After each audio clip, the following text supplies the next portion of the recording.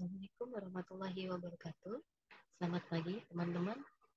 Baik, pada kesempatan kali ini mohon izin saya akan menyampaikan terkait konsep dan asuhan keperawatan pada anak dengan gangguan saraf ya, atau neurologi. Nah, jadi nanti diharapkan setelah kuliah ini teman-teman bisa ya mampu mengetahui, memahami konsep anak dengan gangguan saraf, kemudian juga mampu melakukan asuhan keperawatan pada anak pada gangguan saraf ya, contohnya kasus meningitis, encephalitis, kemudian kejang demam, epilepsi maupun cerebral palsy. Nah, baik, untuk yang pertama mari kita review dulu ya terkait sistem saraf pusat. Nah, untuk diketahui bahwa sistem saraf pusat itu sudah mulai dibentuk pada saat kita di dalam di dalam kandungan gitu ya. Jadi selama 2 bulan gestasi, 2 bulan di dalam kandungan, otak itu sudah mulai berkembang, sudah mulai terbentuk gitu ya. Kemudian di antara minggu ke-15 sampai ke-20, neuron-neuronnya, sinap-sinapsnya itu berkembang secara signifikan, meningkat jumlahnya ya. Kemudian di usia 30 minggu, jumlah neuron yang ada di otak itu juga semakin meningkat sampai nanti usia anak 1 tahun. Kemudian juga otak berkembang itu sangat cepat nanti sampai dengan usia anak 5 tahun. Gitu ya. Itu perkembangan sangat pesat. Jadi di sini dibutuhkan stimulus-stimulus sehingga nanti sel-sel sarafnya itu bisa lebih berkembang lagi. Nah, di sini sistem saraf sendiri itu merupakan pusat komunikasi ya dan penyelesaian masalah. Di sini terdiri dari ada sistem saraf pusat, sistem saraf tepi ya. Sistem saraf pusat tentunya di otak ya dan medula spinalis. Kemudian sistem saraf tepi itu ya sel-sel sarafnya itu sendiri gitu ya. Nah, saraf pusat ini dan sel saraf tepi ini bekerja bersama-sama ya, bekerja bersama-sama untuk meregulasi berbagai aktivitas manusia.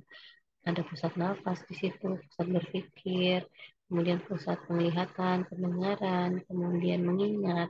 Itu adanya semuanya di uh, sistem saraf pusat yang nanti akan bekerja sama dengan sistem saraf.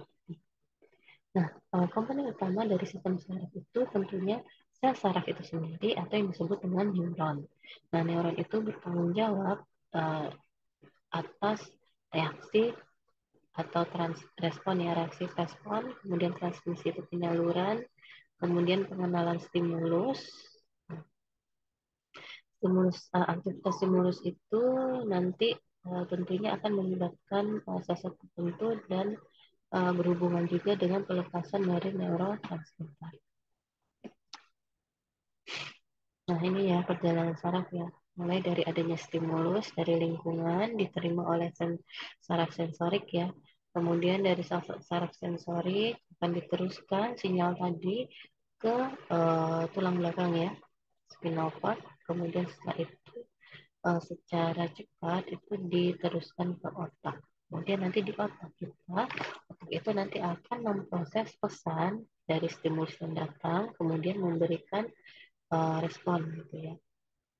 Nah, respon tersebut akan diantarkan oleh sel-sel saraf otak ke organ ininya ya, organ yang memberikan respon. Contohnya tadi misalnya ada stimulus suara ya, stimulus suara diterima oleh organ sensor telinga tentunya, kemudian diteruskan ke otak ya, di otak diproses, kemudian dipersepsikan. Nah, itu nanti dia akan memerintahkan, misalnya suaranya tadi memanggil, maka memerintahkan kepala kita untuk menengok ke arah sumber suara.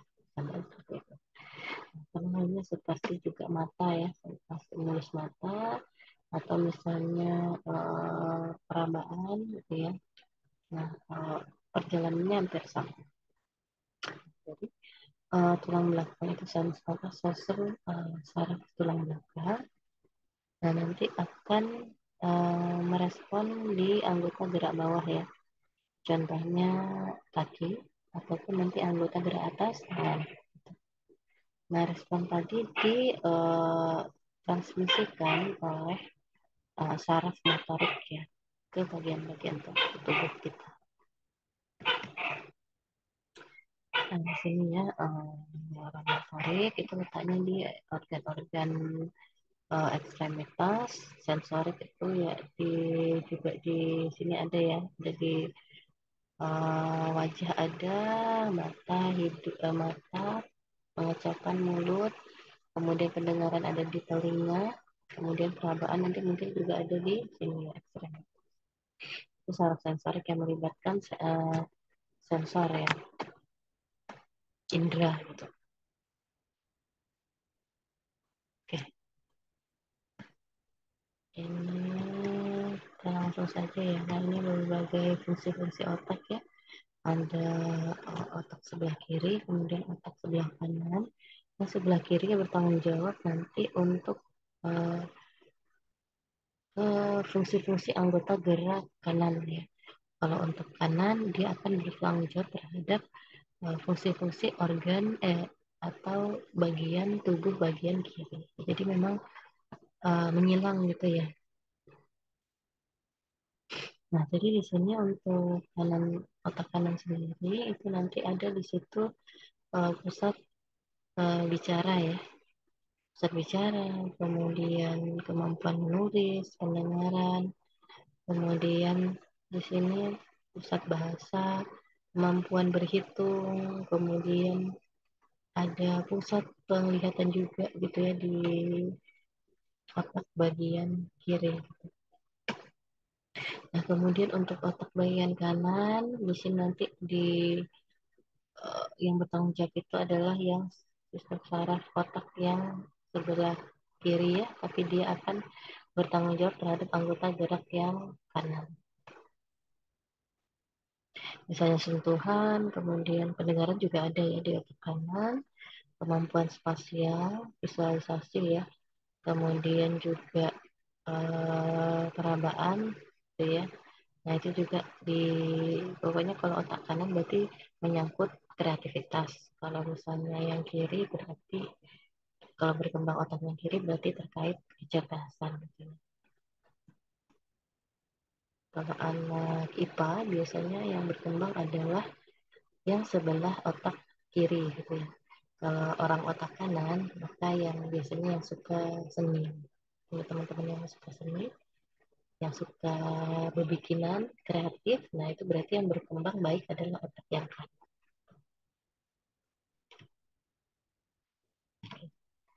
Baik, mungkin langsung saja ya. Jadi untuk ini nanti perkembangan otak, sistem neuron ya, sistem saraf itu berbagai usia, nanti dibaca aja ya. Kita langsung masuk untuk konsep dan asuhan keperawatan anak dengan meningitis. Ya, kita lihat gangguan yang pertama yaitu meningitis.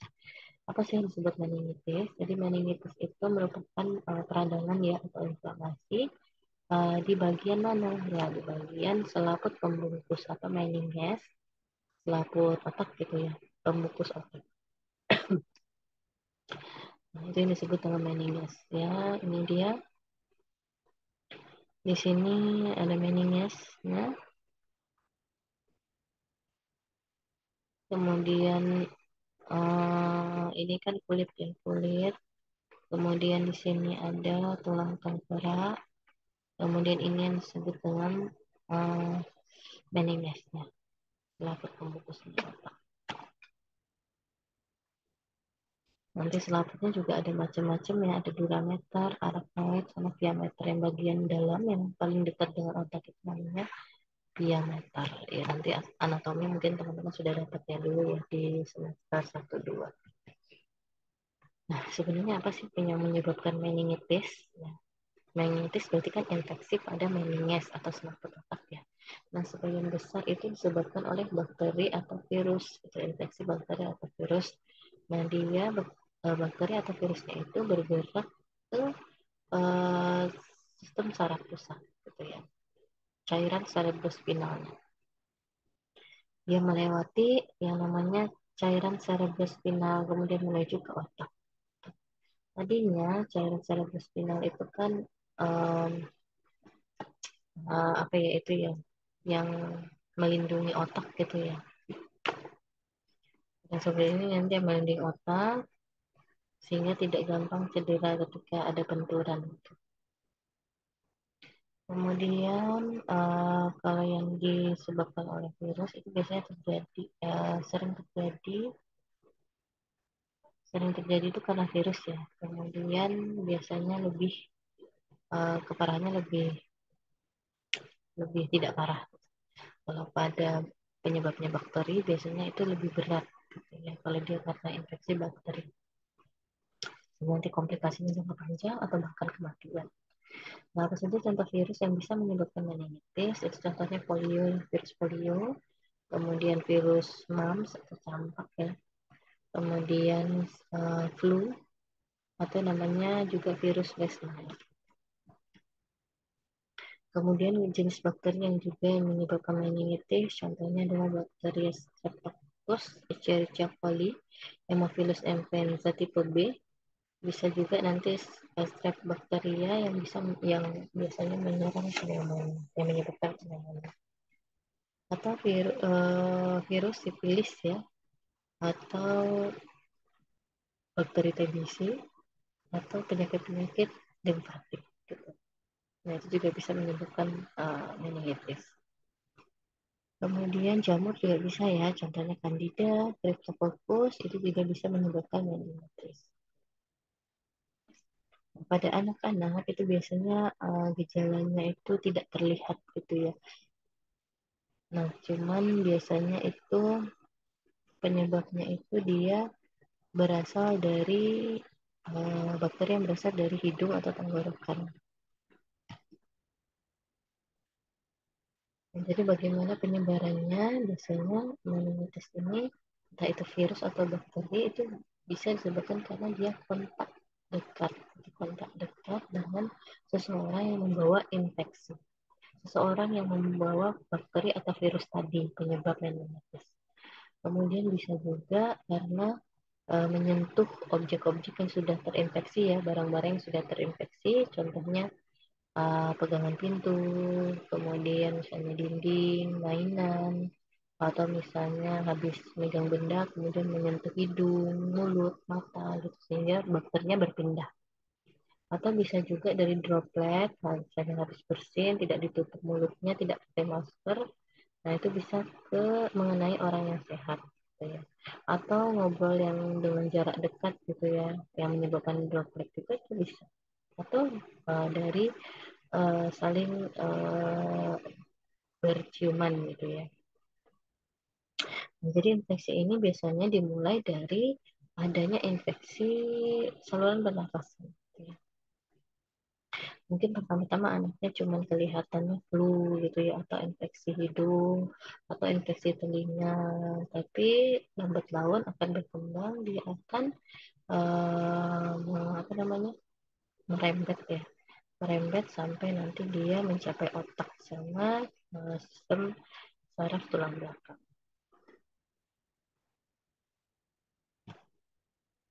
Nah, apa sih resikonya meningitis? Jadi seorang anak itu berisiko meningitis jika dia mendapatkan infeksi yang disebabkan oleh beberapa virus ya, sejumlah virus, bakteri ataupun. Nah, atau dengan anak-anak yang punya sistem imun yang rendah gitu. Nah, itu merupakan yang berisiko besar terkena meningitis. Gejalanya apa untuk meningitis ini sendiri? Jadi bermacam-macam respon ya, tergantung penyebab infeksinya. Nah, untuk gejalanya biasanya terjadi beberapa hari setelah anak kontak ya, misalnya anak kontak dengan penderita, kemudian dia flu, kemudian meler, atau misalnya diare, muntah, nah itu nanti setelah beberapa hari dia akan mulai berkembang. Nah, jadi untuk tiap anak juga akan berbeda-beda ya untuk eh, mulai terjadinya gejala, dan biasanya juga kadang secara cepat itu menghilang atau nanti dia akan muncul dalam beberapa hari. Nah, contohnya ya pada anak-anak toddler, contohnya demam, kemudian tidak mau makan ya, kemudian susah ditangani ya, kemudian ngantuan, kemudian napas cepat, atau bisa juga nanti ini apa pucat gitu ya, atau ada ras kemerahan ya, kemudian nggak biasanya nangis ini rewel gitu nangis, kemudian fontanel ubun-ubunnya cembung ya, cembung, kemudian sensitif terhadap cahaya, kemudian ataupun nanti kejang. Kalau pada anak-anak sama dewasa itu hampir mirip ya, mungkin ada demam, muntah, pusing, kemudian bingung, kemudian di sini ada nyeri otot juga ya kalau pada anak dan dewasa, kulit pucat atau bahkan ras, sakit kepala berat, kemudian leher kaku, kemudian juga nanti dia agak sensitif terhadap cahaya, sama mungkin ada muncul kejang. Baik, nah di sini nah, ada beberapa tanda ya untuk tanda menandai adanya meningeal sign-nya gitu ya. Tanda-tanda meningitis. Nah, di sini ada yang namanya nuchal rigidity. Ya, di sini nanti bisa ditemukan harusnya sih ya, ketika kita fleksikan leher, ekstensikan leher, itu kan harusnya tidak ada tahanannya. Nah, pada tes nuchal rigidity ini, jadi ketika kita fleksikan leher, ekstensikan itu seperti ada nyeri, kemudian di sini seperti kaku gitu ya, pada leher. Kemudian ada yang namanya Kernik sign positif, tanda Kernik yang positif. Nah ini ketika kita cek pasiennya tiduran, kemudian paha atasnya diangkat, kemudian ditekuk, mendekati abdomen itu ada terasa nyeri. Gitu ya. Kemudian tanda lain, tanda lain ada namanya tanda Brudinski ya positif. Nah ini ketika tiduran, kemudian kakinya agak ditekuk sedikit ya, tekuk, kemudian kita bangunkan, terus kita angkat lehernya itu ada rasa nyeri. Gitu. Kemudian dia sensitif terhadap cahaya, gitu. Tidak tahan terhadap cahaya. Beberapa tanda untuk meningitis. Nah di sini bagaimana kita mendiagnosis seseorang terkena meningitis atau tidak? Nah di sini bisa tanyakan kepada keluarga gitu ya, gejala yang dirasakan anak apa, kemudian riwayat keluarga, riwayat kesehatan anak, termasuk riwayat keluarga. Kemudian di sini juga kita cek pemeriksaan fisik tadi ya, tanda-tanda diagnosisnya tadi Buteski ada atau tidak, kemudian Kernik sign ada atau tidak, Rugelarigidity ada atau tidak gitu ya. Kemudian tesnya juga bisa dari mengambilkan fungsi lumbal ya. Kemudian bisa juga nanti dengan mengambil darah, sampel darah, atau CT scan MRI juga. Jadi biasanya nanti CT scan MRI-nya itu ada gambaran otaknya itu adanya peradangan, menunjukkan peradangan gitu. Kemudian pada swab nasal, tenggorokan, rektal itu ditemukan adanya infeksi virus itu yang menyebabkan meningitis. Nah, treatmentnya bagaimana? Nanti treatmentnya juga nanti tergantung gejala anaknya ya, usia, kemudian status kesehatan. Nah, itu juga tergantung bagaimana keberatan kondisi si anak itu. Kemudian tentu saja nanti bervariasi, tergantung juga tadi seberapa parahnya, kemudian tergantung gejalanya, usia. Jadi tentunya bermacam-macam untuk penanganannya. Nah, jadi secara umum untuk treatmentnya, kalau dia meningitis bakteri, maka nanti bisa memberikan IV antibiotik gitu ya, antibiotik secara IV. Ya, sehingga nanti antibiotiknya bisa membunuh bakteri. Kemudian juga dapat kortikosteroid, obat-obat kortikosteroid untuk inflamasinya ya, untuk mengobati inflamasi peradangan. Kemudian untuk meningitis virus, karena virus, jadi di sini nanti baik untuk yang meningitis karena virus itu tidak ada pengobatan ya untuk membunuh virusnya. Nah, jadi di sini nanti um, yang ada pengecualian itu adalah yang disebabkan karena virus herpes ya, virus herpes. Jadi di sini jika penyebabnya karena herpes simplex virus, maka itu diobati dengan antiviral, ya, obat-obat antiviral yang diberikan secara IV. Kemudian untuk bayi dan anak-anak yang memiliki imun yang rendah, gitu ya, sistem imun yang rendah, jadi harus dihospitalisasi. Nah, untuk penyebab yang ketiga yang disebabkan oleh jamur ya, nanti bisa diberikan obat anti jamur secara IV. Kemudian untuk meningitis yang disebabkan karena kuman TB atau bakteri TB, jadi anak itu akan menjalani pengobatan kurang lebih selama 1 tahun, gitu ya. Nah, pengobatan ini jika sudah selesai dengan berbagai kombinasi obat-obatan ya, ini juga nanti akan diikuti dengan pemberian obat-obatan uh, selama periode waktu tersebut.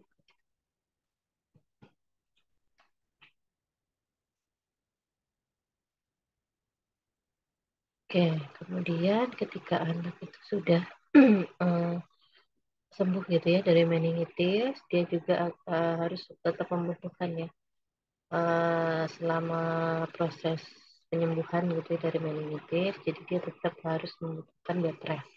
Bed rest, kemudian istirahat yang lebih banyak daripada aktivitas, kemudian adanya harus ada peningkatan intake cairan ya, entah itu nanti dari lewat mulutnya atau boleh nanti dari IV gitu ya, kalau dia dirawat di rumah sakit.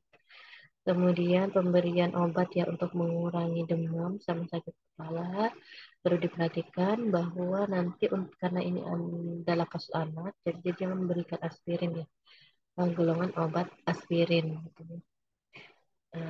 Aspirin digunakan untuk usia yang lebih dari 19 tahun. Nah, karena kenapa kan tidak boleh memberikan aspirin? Jadi di sini kita ketika anak diberikan aspirin, maka ada risiko yang namanya Rey syndrome, gitu ya. Walaupun jarang sih sebenarnya. Nah, jika terjadi ini nanti menyebabkan gangguan yang serius, gitu jika terjadi. Nanti bisa menyebabkan kerusakan otak, kemudian hati. Kemudian pemberian oksigen atau nanti alat bantu nafas gitu ya. Kalau ada masalah dengan pernafasan juga boleh diberikan. Kemudian apa sih yang bisa kita lakukan sebagai tindakan pencegahan terjadinya meningitis ya? Nah, di sini beberapa vaksin sudah tersedia ya untuk mencegah infeksi bakteri yang menyebabkan meningitis. Contohnya ini vaksin Haemophilus influenza tipe B atau vaksin PCV pneumokokal. Itu juga termasuk uh, imunisasi vaksin yang bisa mencegah penyakit meningitis. Untuk PCV sendiri sepertinya ini sekarang sudah gratis ya. Jadi memang masuk program pemerintah. Jadi untuk PCV sendiri diberikan di usia 2 bulan, 4 bulan, dan 6 bulan. Kemudian 12 bulan dan 15 bulan. Kemudian ada vaksin PPSV 23 pneumococcus juga ya. Ada vaksin meningokokal juga. Kemudian vaksin yang yang bisa membunuh virus seperti measles, mumps, cacar, kemudian flu itu juga bisa nanti mencegah infeksi meningitis. Di sini untuk pencegahan juga kita harus cuci tangan dengan baik gitu ya. langkah-langkahnya harus sudah benar, kemudian diusahakan menjauh dari orang atau pasien atau seseorang yang sudah sedang terinfeksi sakit gitu ya. Nah, apa sih urusan perawatan yang bisa dilakukan pada kasus meningitis? Nah, di sini pengkajian yang bisa kita lakukan, tanyakan riwayat kesehatan masa lalu. Apakah sebelumnya pernah menderita penyakit ISPA, TBC, atau ada pernah jatuh, trauma kepala, atau pernah juga menjalani operasi di daerah kepala. Nah, riwayat kesehatan sekarang terkait aktivitas gitu ya. Ada misalnya lemes, nggak enak badan, kemudian kok ada kelumpuhan pada anggota gerak gitu atau gerakan yang tidak sadar. Kemudian di sistem sirkulasi nanti adanya adanya ini ya peradangan pada jantung atau penyakit jantung kronis gitu ya. Kemudian dieliminasinya ada inkontinensi atau retensi urin enggak gitu ya. Kemudian makanan cairan di sini anak nggak mau makan, sulit menelan, kemudian muntah, bergejala kulit jelek, kemudian membran mukosa kering, kemudian untuk higienitasnya adanya ketergantungan terhadap semua kebutuhan perawatan diri. Kemudian dari sisi neurosensori, di sini mungkin anak mengeluh sakit kepala ya, kemudian ada kelumpuhan, kaku pada suatu ini ya bagian tubuh gitu ya, kemudian kayak kebas, kemudian kejang, kemudian terhadap cahaya itu seperti terlalu sensitif terhadap cahaya gitu ya, atau mungkin ada gangguan pendengaran, tuli, atau ada halusinasi penciuman, mencium sesuatu gitu ya. Sebenarnya orang lain tidak bisa merasakan itu. Kemudian ada tanda juga letargi, kehilangan kesadaran ya juga. Kemudian delusi, halusinasi, mendadak lupa ya, kehilangan memori, afasia, anisokor, nistagmus, ptosis, kejang, kelumpuhan, kemudian ada tanda Brudzinski positif atau Kernik positif seperti tadi diagnosisnya. Jadi kita ada tanda gangguan sensorik itu adanya tanda Brudzinski positif gitu, atau Kernik positif. Kemudian ada riginitas nukal, Babinskinya juga positif. Nah itu nanti tanda yang perlu kita note ya, catat. Kemudian dari sisi nyeri atau keamanan ada mungkin keluhan sakit kepala ya. Apalagi kalau pada anak lebih kecil kan dia tidak bisa mengungkapkan secara verbal, mungkin nanti responnya menangis. Kemudian dari sisi pernafasan nanti mungkin ada infeksi pada hidung, paru-paru, gitu ya. Jadi di sini ditandai dengan adanya nafas cepat. Nah, diagnosis keperawatannya apa yang bisa kita angkat? Yaitu di sini ketidakefektifan perfungsi jaringan serebral, nyeri akut, hipotermia, dan hambatan mobilitas di tempat tidur. Nah, untuk diagnosis ketidakefektifan perfungsi jaringan, nanti NOC-nya ada status sirkulasi, kemudian NIC-nya status neurologia. Untuk diagnosis nyeri akut, nanti bisa mengambil NOC-nya pain level, pain control, comfort level, itu nanti manajemen nyeri, atau pain management. Dan diagnosis keperawatan hipertermia, nanti NOC-nya termoregulasi, dan NIC-nya perawatan demam. Kemudian diagnosis yang lain yaitu hambatan mobilitas di tempat tidur. Nanti NOC-nya ada joint movement, level mobilitas, kemudian perawatan diri, kemudian transfer performance. Dan IC-nya nanti bisa exercise terapi, ambulasi.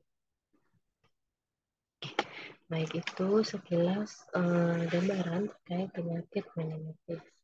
Selanjutnya kita beranjak ke masalah gangguan neurologi yang lain yang bisa terjadi pada anak yaitu encephalitis.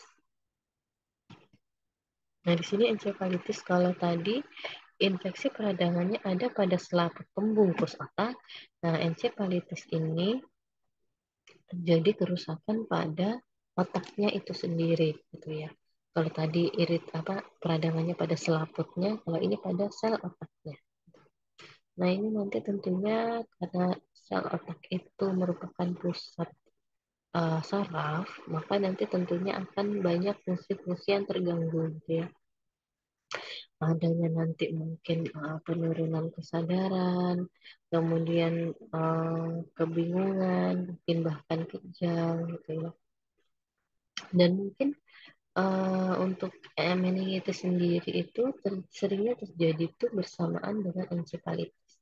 Jadi kalau sudah terkena meningitis, kemungkinan encephalitisnya itu juga besar. Gitu. Ya, tadi yang selaputnya saja sudah infeksi, tentunya tidak ada perlindungan lagi otaknya sehingga juga ikut meradang. Gitu ya. Oke, nah jadi tentunya dua-duanya itu mengancam kehidupan ya, kondisi yang serius kemudian mengancam kehidupan. Jadi memang benar-benar harus treatmentnya harus betul gitu dan serius. Nah, penyebabnya apa untuk encephalitis sendiri? Jadi di sini yang paling banyak itu disebabkan oleh virus gitu ya penyebab utamanya. Jadi di sini nanti anak-anak yang uh, divaksinasi ya virus measles, mumps, rubella, chickenpox, nah itu memiliki kesempatan atau risiko yang lebih rendah gitu ya dari penyakit ini. Kemudian HSV ya, herpes simplex virus, West Nile virus, rabies. Nah ini juga hampir sama sih ya penyebabnya ya. Encephalitis, meningitis itu hampir sama. Kemudian karena bakteri juga bisa, karena autoimun juga bisa ya. Nah ini faktor risiko encephalitis. Adanya infeksi respiratori atas ya, sistem pernafasan atas. Kemudian penyakit-penyakit kayak diarrea, nausea, vomiting, measles, demam, rubella itu juga penyebab terjadinya encephalitis atau cacar, ya. Herpes simplex, wisna, rabies, penyakit limfe, TB, sipilis, kemudian toxoplasmosis atau penyakit autoimun itu merupakan juga hampir sama ya sebenarnya ya penyebabnya dengan meningitis. Nah di sini gejalanya tadi ya hampir sama juga ya, kejang, sakit kepala, kemudian fontanelnya itu cembung gitu ya, sensitif cahaya atau fotofobia, kemudian kekaukan pada leher, kemudian mengantuk. Ya ini sama ya, hampir mirip uh, penyebabnya, gejalanya. Nah, khususnya pada anak-anak ini memang agak susah ya. Ada bayi baru lahir atau misalnya pada usia bayi, itu sangat agak susah untuk mengenali penyakit ini gitu ya.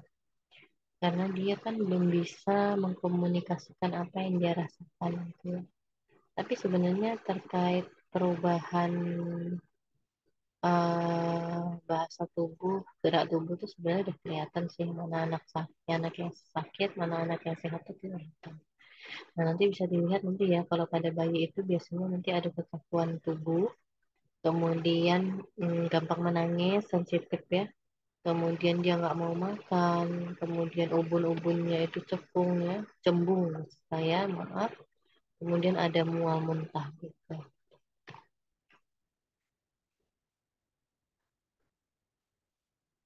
Oke, kemudian kita lewatin saja. Nah, untuk mendiagnosisnya, jadi di sini nanti kita kaji dulu ya gejala yang dirasakan anak, kemudian riwayat kesehatan, kemudian riwayat vaksin. Anak ini sudah mendapatkan vaksin apa saja. Kemudian apakah anak itu sudah pernah dapat flu, pernah juga mendapat penyakit respiratorik atas gitu ya, atau penyakit digestif, penyakit pencernaan, diare gitu ya. Kemudian apakah anak juga pernah digigit hewan ya, hewan selama misalnya perjalanan. Nah, kemudian dia akan diambil tes ya, MRI. MRI ada CT scan untuk pemeriksaannya. Kemudian ada tes darah juga ya, tes urin, kemudian tes urin untuk melacak adanya infeksi ya. Kemudian kultur sputumnya, kemudian EEG, lumbar puncture sama brain biopsi, biopsi otak.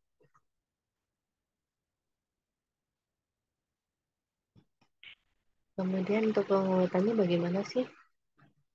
Jadi di sini nanti pastikan anak itu mendapatkan pengobatan yang spesifik ya, sesuai dengan penyebabnya, penyebab dari encephalitisnya, gitu ya.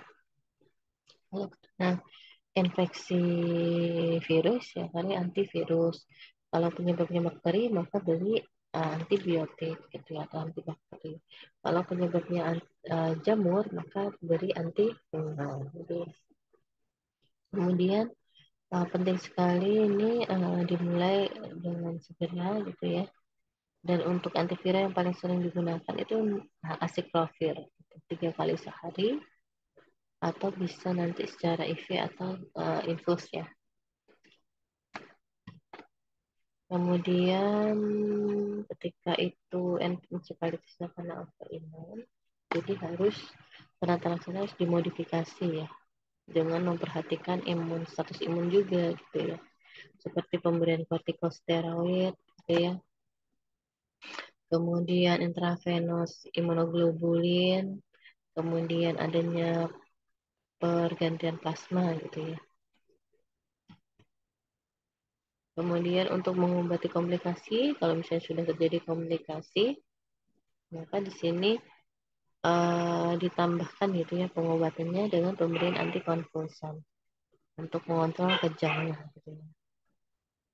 Kemudian pasien bisa diletakkan di ruang intensif ya, ICU, sehingga nanti tenaga kesehatan bisa memonitor secara ketat gitu, secara dekat.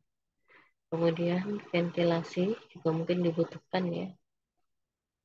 Kemudian makan secara oral itu dihentikan sementara, nanti digantikan dengan pemberian nutrisi lewat nasogastrik atau orogastrik.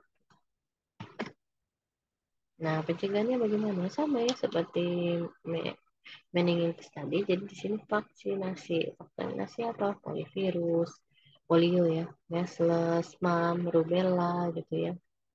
Kemudian di sini ketika melakukan perjalanan gitu ya harus dievaluasi betul gitu, terutama kemarin pada saat pandemi ya, banyaknya virus, macam-macam virus. Nah, itu juga nanti bisa memunculkan encephalitis meningitis. Nah, kemudian acyclovir pada bayi baru lahir dan diberikan juga ya untuk mencegah adanya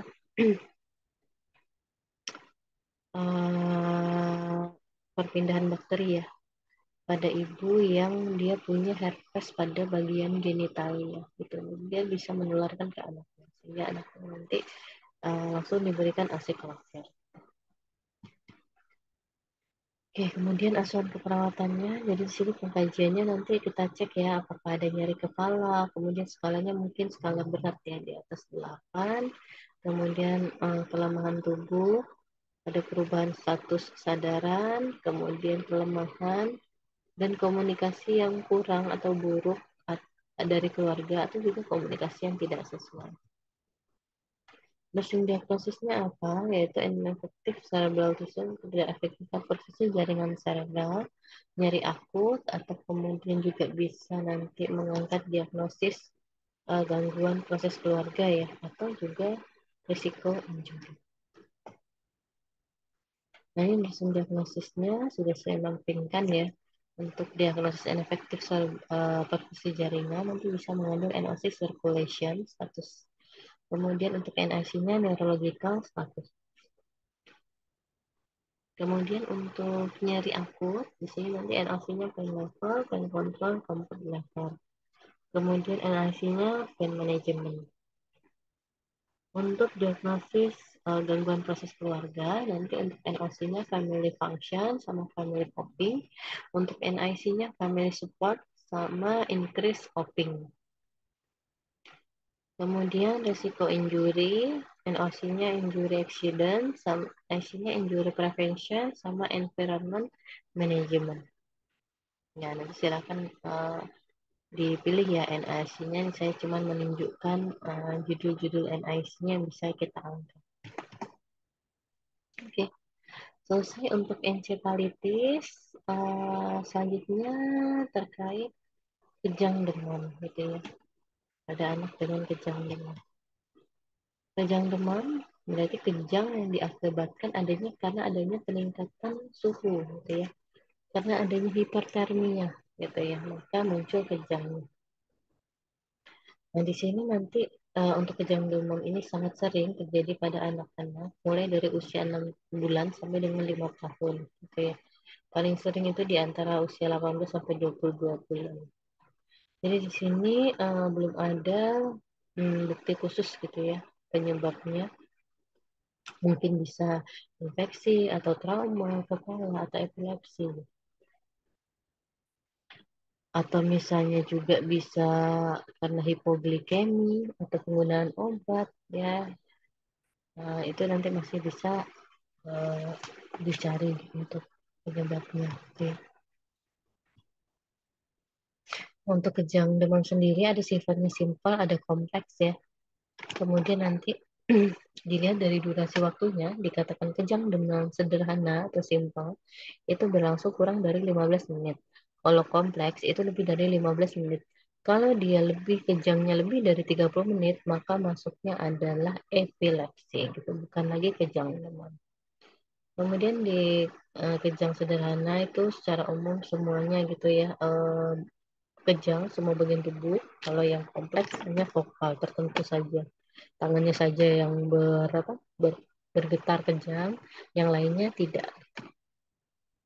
Kemudian untuk yang sederhana tidak ada kejang berulang ya dalam 24 jam. Kalau dikatakan kejang demam kompleks jika ada kejang berulang gitu. Kemudian itu ya untuk yang tipe-tipe kejang demam. Nah, penyebabnya apa sih kejang demam itu? Jadi multifaktor gitu ya. Nah, di sini nanti ada faktor genetik gitu ya.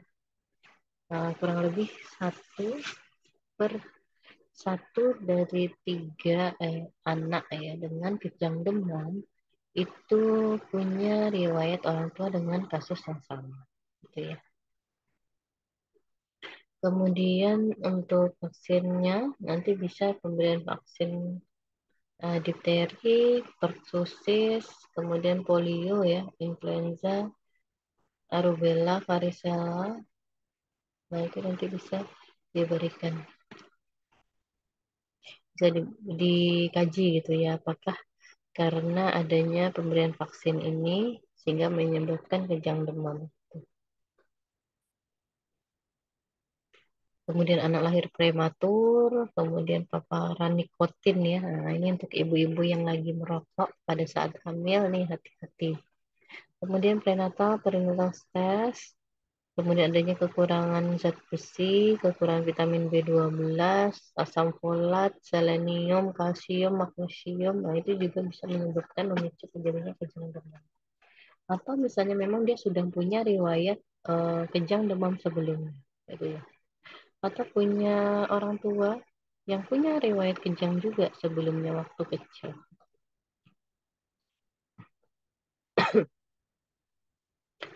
Oke, kemudian untuk diagnosisnya nanti pemeriksaan lab ya, pemeriksaan darah tepi, glukosa darah, elektrolit, kemudian lumbar fungsi, CT scan, MRI, dan foto kepala itu tidak dianjurkan pada anak dengan tanpa kelainan neurologis karena hampir semuanya menunjukkan gambaran yang normal. Nah, di sini untuk manajemen kejang demamnya, eh, ketika di ini ya terjadi gitu ya, Jadi di sini pastikan ABC-nya terjaga ya, airway breathing circulation-nya. Jadi ketika anak demam, tempatkan anak di posisi yang datar gitu ya. Kemudian singkirkan barang-barang lingkungan sekitarnya untuk mencegah aspirasi gitu. Kemudian nggak boleh diikat gitu ya anaknya ketika kejang. Kemudian durasi waktunya itu harus diobservasi gitu ya. Ibu harus tahu mendokumentasikan, menghitung berapa lama sih sebenarnya anak ini kejangnya gitu. Itu kan nanti yang akan menentukan jenis kejangnya. Kemudian menurunkan eh, demam ya dengan pemberian acetaminophen atau ibuprofen. Kemudian anak harus dilihat ya, diobservasi terus setelah periode kejangnya. Kemudian pemberian antikonvulsan ya, tidak dianjurkan untuk kejang demam. Nah, jadi hanya diberikan untuk kondisi-kondisi abnormal ya, misalnya ada penemuan sistem saraf yang tidak normal, kemudian adanya kejang dalam bentuk kejang kompleks ya, kemudian ada keluarga yang dengan kejang demam. Nah, ini nanti bisa di manajemen kembali.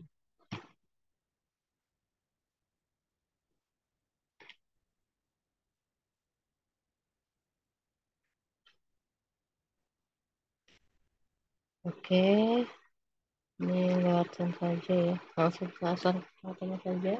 Jadi ketika anak mengalami kejang demam, maka nanti pada saat kerjanya demam, kita kaji ya keluhannya, sakit kepala, apakah anak sering menangis, muntah, diare, batuk gitu, susah mengeluarkan dahak gitu, tidak bisa tidur nyenyak gitu. Kemudian adanya riwayat kejang demam pada pasien keluarga, adanya riwayat infeksi sebelumnya gitu ya. Kemudian adanya trauma kepala.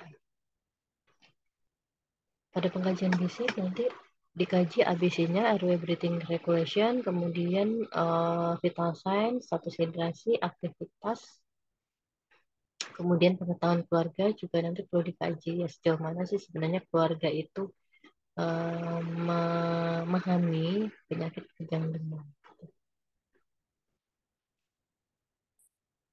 Diagnosis perannya apa? Perkasi jaringan cerebral tidak efektif, defisien volume cairan, hipotermia, kurang pengetahuan, maupun resiko cedera.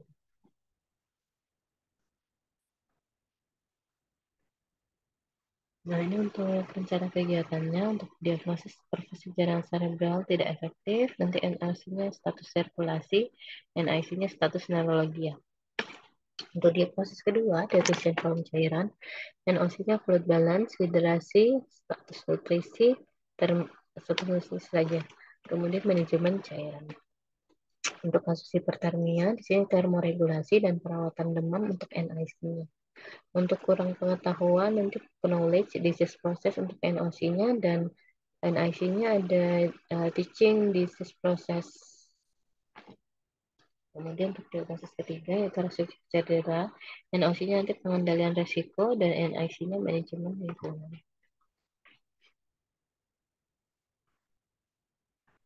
Oke, mungkin itu ya sekilas terkait kejang demam. Nah, sekarang kita akan bahas saudaranya gitu ya, epilepsi. Sama-sama kejang. Kira-kira apa sih perbedaan kejang demam dengan epilepsi?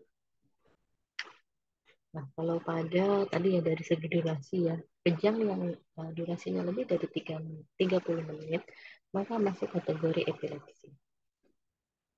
Kemudian kalau untuk kejang demam, anak terjadi kejang itu karena kondisi demam. Jadi demam dulu baru terjadi kejang. Demam misalnya demam 39 derajat langsung kejang gitu ya.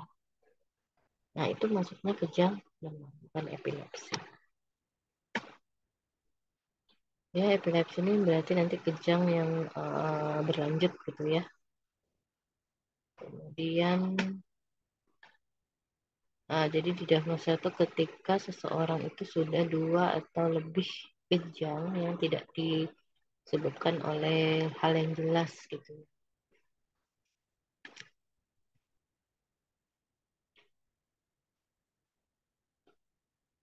Penyebabnya, penyebab dari kejang demam itu sendiri ya bisa terjadi karena kelainan yang terjadi selama perkembangan janin atau kehamilan ibu, dan ibu konsumsi obat-obatan yang bisa merusak otak janin ya, yang memicu kejang. Kemudian kelainan pada saat kelahiran, kurang oksigen, hipoksia, atau cedera kepala, sehingga menyebabkan kerusakan pada otak, tumor otak, kemudian penyumbatan pembuluh darah, rada, infeksi otak, penyakit keturunan, maupun kecenderungan timbulnya epilepsi yang diturunkan.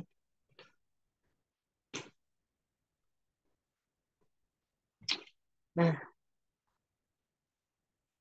kemudian ini ya pathway-nya ya. Nah, tipe-tipenya tadi ada kejang sebagian sama kejang umum ya. Kejang sebagian ini ada sifatnya simpel, sederhana, atau yang kompleks. Kalau yang umum ada 4 juga ya, chronic seizure, kejang tonik kronik, kejang atonik. Diagnosisnya nanti bisa menggunakan EEG ya. Ini untuk mengecek gelombang otak, kemudian pakai CT scan, juga untuk melihat adanya penyumbatan pada pembuluh darah ya, atau tumor, atau misalnya ada jayangan yang bermasalah gitu yang menyebabkan kejang.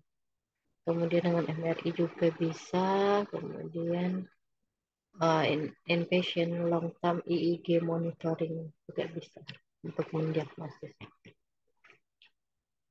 Jadi di sini untuk pelaksanaannya mulai dari tujuan yaitu untuk menghentikan kejang, mengurangi frekuensi kejang, kemudian mempertahankan kadar obat dalam therapeutic range tanpa menimbulkan gejala toksik gitu ya. Nah, obat antiepilepsi yang pertama yaitu phenytoin ya. Ini diberikan untuk jenis kejang tonik-klonik, kejang parsial.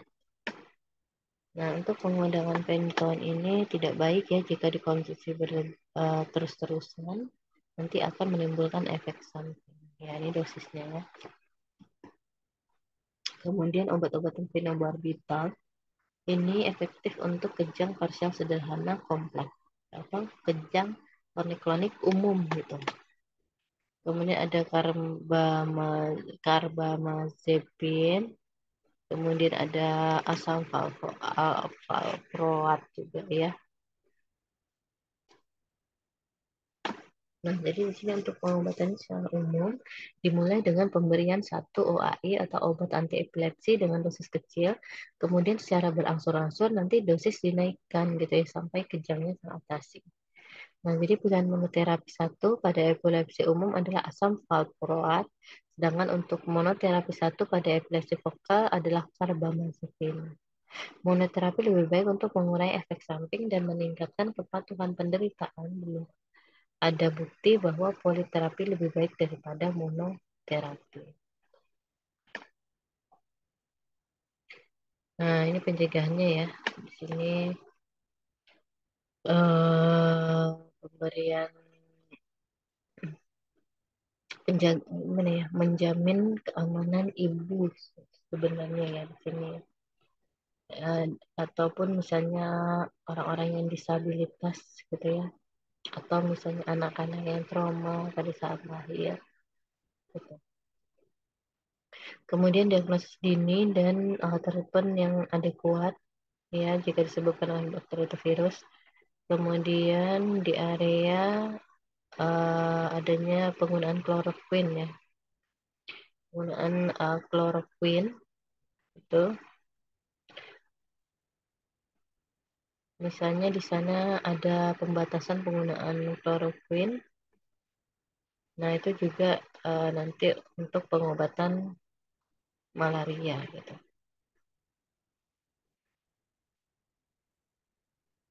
Kemudian vaksinasi measles juga ya sebagai tindakan prevensi. Kemudian pencegahan pada aksiden di jalan raya ya. yang menyebabkan trauma, kemudian peningkatan pengobatan, kemudian juga di sini adanya efektif dan treatment yang awal dalam penata laksanaan kejang, kemudian terakhir adalah konseling genetik. Asuhan keperawatannya apa di sini? Jadi untuk pengkajian selama serahkan kejang gitu ya, ketika ada kejang, tentunya apakah anak kehilangan kesadaran atau pingsan, ada kehilangan kesadaran sesaat atau lena ya. Pasiennya menangis atau hilang kesadaran, kemudian jatuh ke lantai. Atau misalnya ada disertai komponen motorik, misalnya kejang tonik, kemudian kejang tonik klonik, mioklonik atau atonik. Atau misalnya dilihat pasien menggigit lidah atau tidak, mulutnya berbuih atau tidak, kemudian ada inkontinen urin atau tidak pada saat serangan kejang. Kemudian setelah itu bibir atau muka berubah warna atau tidak, matanya dilihat apakah mata atau kepala menyimpang pada satu posisi, terus hitung berapa lama gitu ya kejangnya itu, kemudian lokasi sifatnya berubah satu sisi atau kedua-duanya.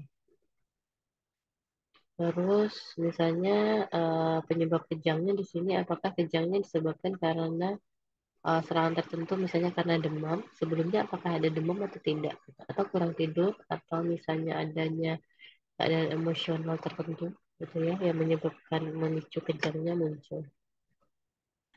Kemudian penderita punya riwayat sakit berat ya.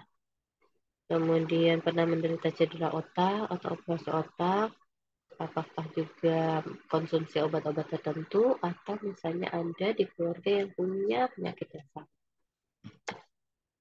Kemudian sesudah serangan, nanti di sini serangan kejang ya, biasanya nanti pasien itu letargis ya, bingung, sakit kepala, gitu, gangguan bicara, sesak ya. Kemudian ada perubahan pada gerakannya. Kemudian sudah serangan itu pasien mungkin masih ingat yang terjadi sebelum kejang, selama maupun sesudah serangan. Ada perubahan tingkat kesadaran juga, pernafasan, kemudian frekuensi denyut jantung, kemudian evaluasi juga kemungkinan terjadi cedera selama kejang.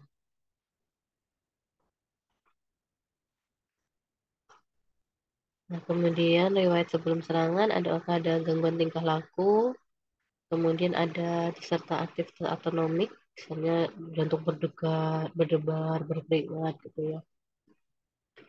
Wah, ini tanda-tanda mau kejang nih. Nah, misalnya seperti itu. Kemudian aura yang mendahului serangan ya, entah itu sensorik, auditorik, olfaktorik maupun visual. Kemudian riwayat penyakitnya, sejak kapan serangannya terjadi, usia berapa di serangan pertamanya, kemudian berapa kali gitu frekuensinya. Riwayat kesehatan juga ya dari keluarga, kemudian riwayat kejangnya. Riwayat penggunaan obat, obat-obat yang dipakai, dosisnya, berapa kali penggunaan ada atau tidak. Kemudian pemeriksaan fisik, nanti tingkat kesadarannya, nilailah tingkat kesadarannya, kemudian posisi matanya, bagaimana, apakah abnormal, perubahan pupil, gerakan motorik, kemudian tingkah laku setelah kejang, apneu, sianosis, atau saliva yang dihasilkan banyak. Nah, kemudian diagnosis keperawatan yang bisa muncul ya pada kasus epilepsi ini. Jadi sini tentunya adanya ketidakefektifan bersenjata nafas, kemudian hipertermia, resiko cedera atau kurang pengetahuan. Rencana keperawatannya nanti untuk diagnosis ketidakefektifan bersenjata nafas, NOC-nya bisa mengambil status pernafasan ya, kepateran jalan nafas. Untuk NIC-nya manajemen jalan nafas.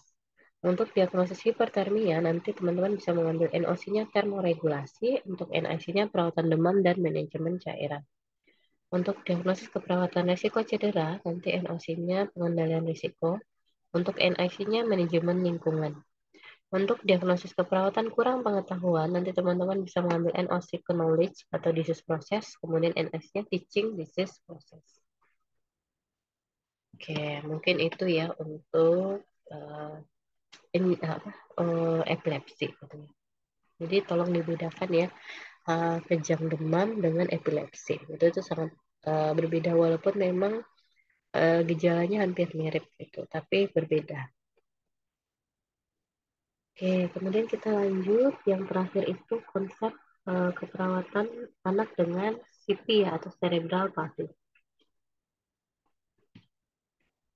CP di sini adanya gangguan pada pergerakan ya, sama postur tubuh. Kemudian juga ada yang menyebut CP itu sekelompok gangguan permanen ya pada perkembangan pergerakan postur tubuh yang menyebabkan nanti si anak ini ada gangguan batasan aktivitas.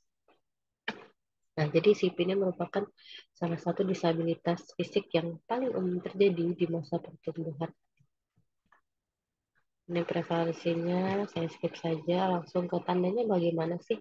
Jadi ketika lahir si anak ini nanti biasanya normalnya kan anak itu untuk pergerakannya itu kan normal ya, bergerak aktif gitu ya. Nah, pada anak-anak dengan CP dia pada saat bayi itu terkulai lemah gitu. Kita angkat begitu, tangannya, kakinya juga lemes gitu ya, terkulai. Kemudian perkembangan lambat dibandingkan anak seusianya, tidak bisa menggunakan tangan atau hanya menggunakan satu tangan saja. Gitu ya, ada satu tangan dominan. Kemudian ada masalah makan juga ya, mengunyah, menelan.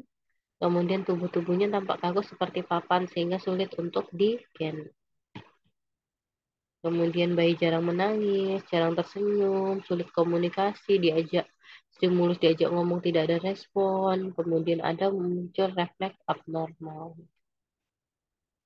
Dari segi intelijensi atau kecerdasannya itu sebenarnya tidak selalu terganggu gitu ya, walaupun memang uh, kelihatan lambat gitu ya ketika memberikan respon. Kemudian anak-anak sipil itu mungkin kelihatan seperti dalam tanda petik bodoh gitu ya. Kemudian lambat gitu karena memang gerakannya juga tuh juga terhambat gitu ya. Jadi setengah dari anak CP itu mengalami retardasi mental.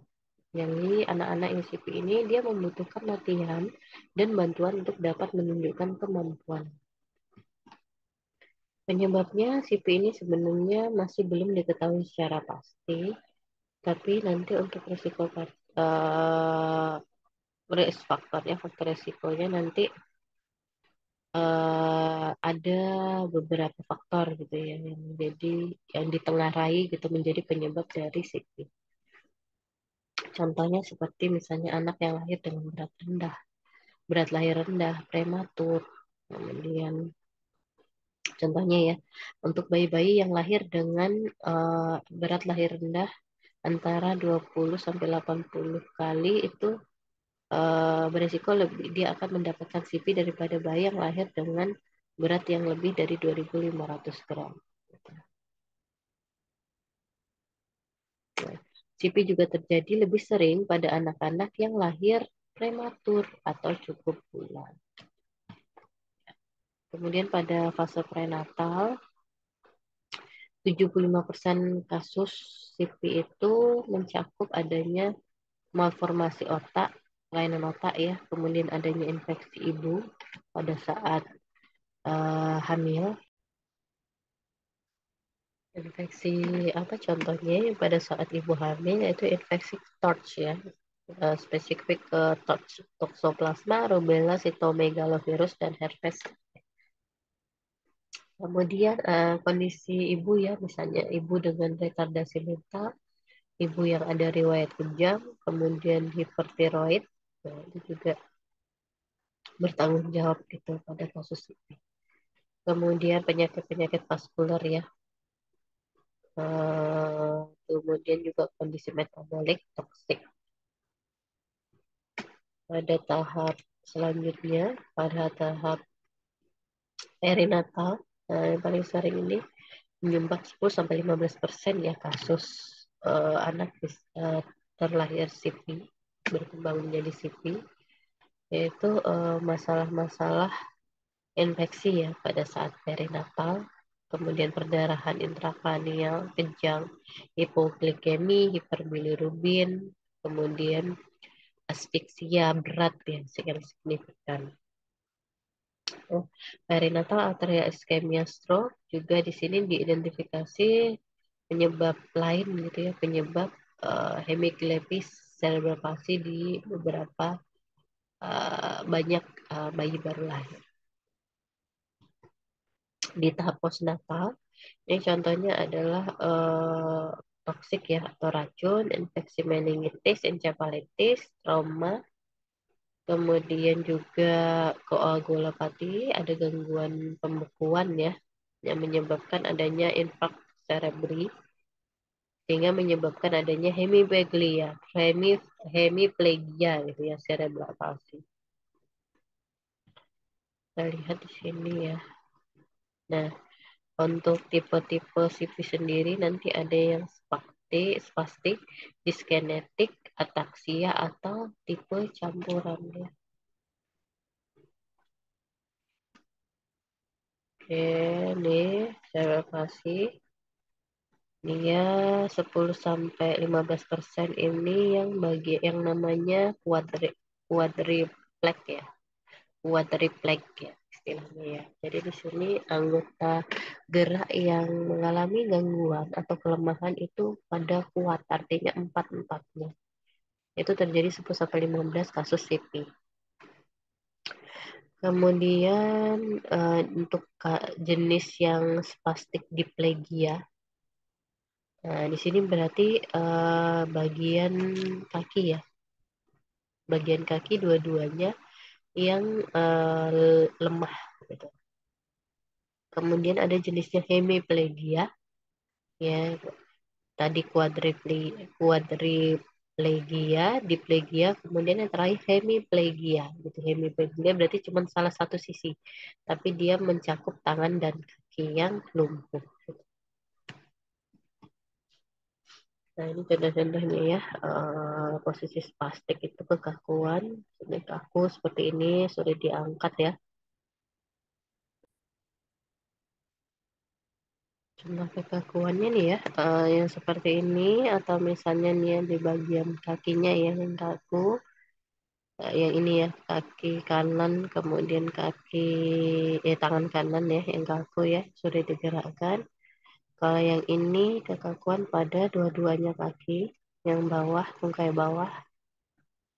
Kalau yang ini dua-duanya tangan yang lemah, tuh ini meliputi juga ada leher juga nih, tangan dan leher kaku. Ya, macam-macam ya memang kekakuan yang terjadi. Nah ini tadi ya hemibagia, berarti di sini kakuannya yang sebelah sisi kanan. Kemudian kalau yang paraplegia, diplegia gitu, berarti yang bawah saja.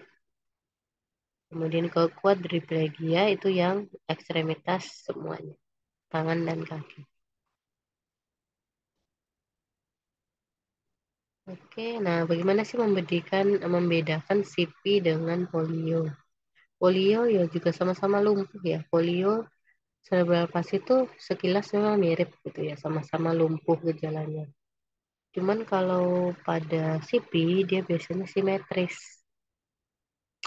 Misalnya tadi ya quadriplegia itu empat-empatnya kena. Kayak hemiplegia itu yang salah satu sisi aja. Yang satu lagi diplegia cuman kaki aja gitu ya.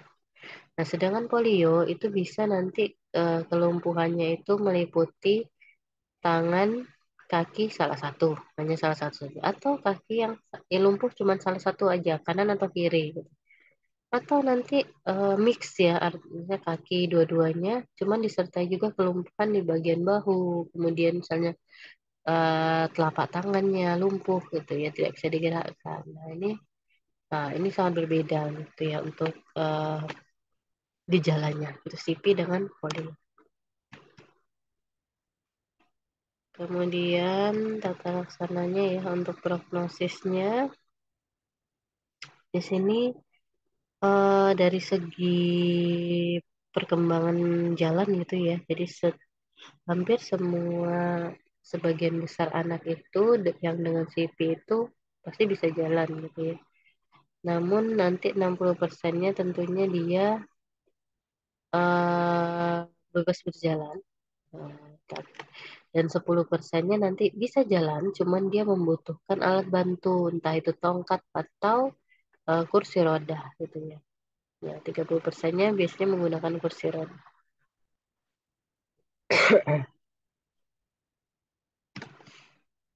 Oke, kemudian ada instrumen penilaian untuk ini ya, perkembangan motorik kasarnya ya. Jadi di sini ada 5 level untuk mengilustrasikan perkembangan motorik kasar gitu ya.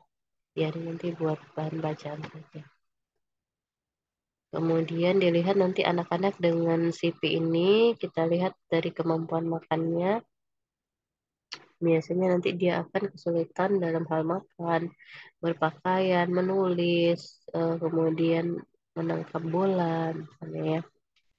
Jadi ketidakmampuannya ini bisa dirasiokan ya.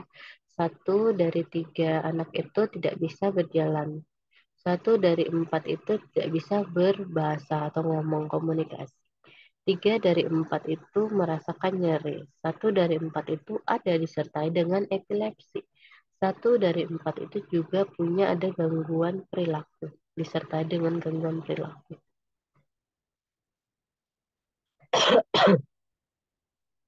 Kemudian 1 dari 2 itu ada gangguan mental, 1 dari 10 itu ada gangguan penglihatan, 1 dari 4 juga disertai dengan adanya gangguan pada pengontrolan BAK-nya ya. Kemudian 1 dari 5 itu punya gangguan tidur dan 1 dari 5 itu punya masalah gangguan pengontrolan selera. Nah ini tadi ya beberapa kondisi ya yang bisa membersamai cerebral palsy. Oke, bagaimana asuransi perawatannya? Itu nanti untuk di pengkajiannya. Nah, nilai dari riwayat kesehatannya, apakah dari riwayat ada dari hubungan prenatal, natal, dan postnatal, atau keadaan sekitar kelahiran, ya. Kemudian observasi adanya manifestasi CP ya. Contohnya adanya tanda perlambatan perkembangan motorik kasar. Kemudian misalnya dia usianya sudah 24 bulan kok belum jalan ya gitu ya. Kakinya tuh terlihat lemas gitu ya. Kemudian motoriknya abnormal, mungkin ada perbedaan bentuk ya, bentuk kaki gitu ya, atau tangan gitu. Kemudian penggunaan tangan yang terlalu dingin, merangkak asimetris, tidak simetris gitu ya, merangkaknya, berdirinya kok berjinjit. Kemudian ada gerakan-gerakan yang tidak sadar, tidak terkoordinasi, gitu ya. Sulit makan atau sariawan yang menetap.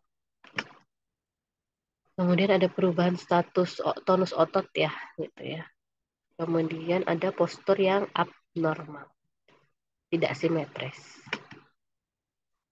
Kemudian ada refleks abnormal juga gitu ya, refleks primitifnya kok menetap gitu. Harusnya kan 6 bulan sudah nggak ada lagi ya refleks primitif kayak muro, kemudian plantar, fleksi gitu ya.